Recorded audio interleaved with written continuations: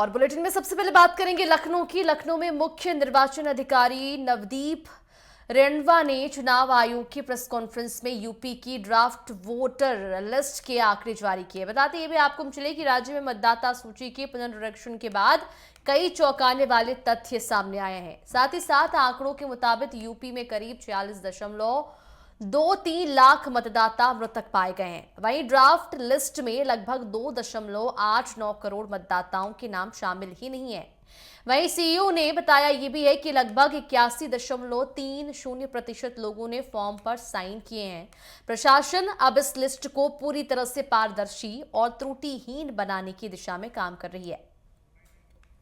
एक गणना प्रपत्र हमने निकाला था और दो कॉपियों में, और बीएलओ को देके ये निर्देश थे कि वो हर मतदाता के पास जाके उसको एक प्रपत्र देंगे, उसको भरवा के लेंगे और एक उसको हस्ताक्षर करके एक रसीद के रूप में दूसरा दे देंगे। ये कार्य गणना चरण में होना था।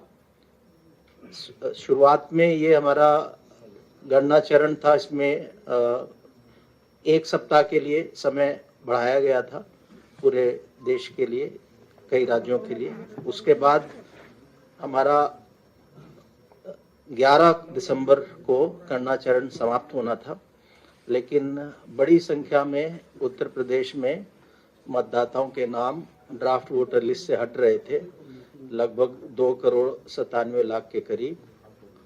इसको देखते हुए, और मैपिंग भी उस समय हमारी काफ़ी तेज़ी से हो रही थी, इसको देखते हुए 15 दिन का अतिरिक्त समय हमने मांगा था भारत निर्वाचन आयोग से उत्तर प्रदेश के लिए, जो मिला।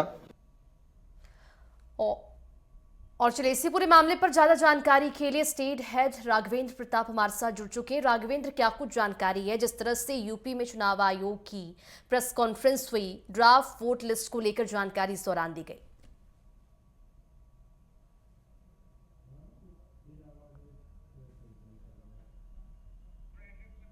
तो आपको बताते चले कि चुनाव आयोग की यहां पर प्रेस कॉन्फ्रेंस हुई है लखनऊ में, और इस दौरान ड्राफ्ट वोटर लिस्ट जारी किया गया और क्या कुछ खामियां उस दौरान पाई गई हैं, सारी चीजों के बारे में जानकारी दी गई। ये भी आपको बताते चले कि कितने लोग इसमें शामिल हैं, और यूपी में 40.23 लाख मतदाता जो हैं इस लिस्ट में हैं। और ये भी जानकारी निकलकर सामने आई है कि और भी कई नाम जो हैं इसमें शामिल हो सकते हैं। चुनाव आयोग की प्रेस कॉन्फ्रेंस हुई यूपी में और ड्राफ्ट वोटर लिस्ट जारी किया गया, जिसको लेकर जानकारी दी गई। एसआईआर के बाद ये लिस्ट जारी किया गया। यूपी के मुख्य निर्वाचन अधिकारी नवदीप ने ये लिस्ट जारी किया, और ये भी आपको बताते चले कि बेहद ही महत्वपूर्ण ये लिस्ट रहा। और इसी पूरे मामले पर ज्यादा जानकारी के लिए स्टेट हेड राघवेंद्र प्रताप हमारे साथ जुड़ चुके हैं। राघवेंद्र, क्या आप हमें सुन पा रहे हैं? हाँ, सुन रहा मनीषा जी। राघवेंद्र, जिस तरह से यूपी में चुनाव आयोग ने प्रेस कॉन्फ्रेंस का आयोजन किया और ड्राफ्ट वोटर लिस्ट यहाँ पर जारी की गई, क्या कुछ जानकारी इसको लेकर? बिल्कुल मनीषा, जैसी संभावना व्यक्त की जा रही थी, और जब नेटवर्क 10 ने कुछ दिन पहले नवदीप रेणवा जो मुख्य निर्वाचन अधिकारी उत्तर प्रदेश हैं उनसे बातचीत किया था, तो उन्होंने जो बातें स्पष्ट कही थी कि पूरी तरह ईमानदारी, पारदर्शिता और निष्पक्षता के साथ हम इस एसआईआर की प्रक्रिया को फुलफिल कर रहे हैं। लाखों की संख्या में हमारे बीएलओ जा रहे हैं, लोगों को फार्म दे रहे हैं, और जो भी लोग फार्म भरेंगे, फार्म जब वापस आएगा वो उसके बाद से हम अपना ड्राफ्ट मसौदा फिर पेश करेंगे, और उस मसौदे के आधार पर अगर कहीं से भी कोई छूटता है तो वो फिर से अपना फार्म भर कर दे सकता है, उसको हम सम्मिलित करेंगे। और जैसा मुख्य निर्वाचन अधिकारी ने आज प्रेस कॉन्फ्रेंस में भी बताया, और हमेशा वो कहते भी रहते हैं कि जो भी व्यक्ति एक जगह की बजाय 2 जगह 3 जगह से मतदाता सूची में अपना नाम जुड़ाया हुआ था, या जिनकी मृत्यु हो गई थी, या जो लापता हैं, लापता से भी आशय वही होता है कि आज हम उत्तर प्रदेश के किसी जिले शहर में पैदा हुए, वहाँ मतदाता सूची में नाम है, लेकिन हम सर्विस करने किसी अन्य राज्य में चले गए, वहाँ बस गए, वहाँ के मतदाता सूची में नाम चल रहा है, वहीं हम वोटर हैं, वोट भी दे रहे हैं, फिर हम अपने होम डिस्ट्रिक्ट गृह जनपद नहीं आते हैं। ऐसे भी लुप्त लोगों की जो गायब हैं, इसके अलावा जो लोग मर गए हैं वो भी मतदाता सूची में जुड़े हुए थे, और जो लोग 2-3 जगह से भी नाम अपना मतदाता सूची में रखे थे और उनके पास वोटर आईडी कार्ड था, वो वोटर्स कम हुए हैं, और ये भी संख्या करोड़ों में है।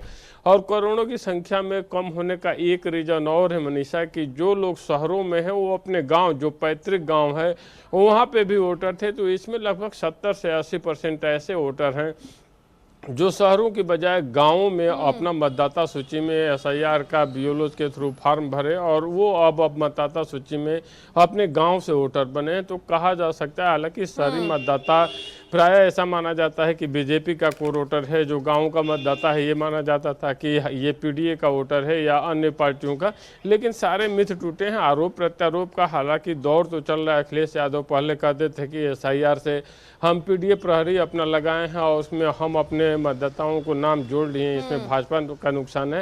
हालांकि जिस तरह से तारीखें 2-3 बढ़ी उसके बाद से एसआईआर की प्रक्रिया जो फुलफिल हुई, फिर चिंता की लकीरें मुख्य विपक्षी नेता अखिलेश यादव के सिर पर देखने को मिला। और जब ये चर्चा होने लगे कि तमाम ऐसे भी मतदाता हैं जो पीडीए के थे और उनका भी वोटर लिस्ट से नाम कटा, और भारतीय जनता पार्टी और निर्वाचन आयोग बार बार कहता भी था, नगर निगम की तरफ से भी इस तरह से के बयान आते थे, लखनऊ मेयर सुषमा खरकवाल के भी बयान आते कि जो भी रोहिंग्या बांग्लादेशी अवैध रूप से यहाँ रह रहे हैं उनका मतदाता सूची में नाम जुड़ा हुआ है, उनको हम मतदाता सूची से बाहर करेंगे। तो कहा जा सकता है मनीषा कि जो भी वोकस वोटर थे, जो डिफॉल्ट वोटर थे, जो 2-3 जगह वोटर लिस्ट में नाम रखे थे, इसके अलावा जो वास्तव में पात्र तो नहीं थे लेकिन गलत एविडेंस के आधार पर मतदाता सूची में नाम डला थे, उनको इस सूची से बाहर करने का काम निर्वाचन आयोग की तरफ से किया गया है, जिसकी पुष्टि आज मुख्य निर्वाचन अधिकारी राघवेंद्र, 2,82,00,000 वोटर के नाम इस ड्राफ्ट लिस्ट में शामिल ही नहीं है। इतनी बड़ी संख्या।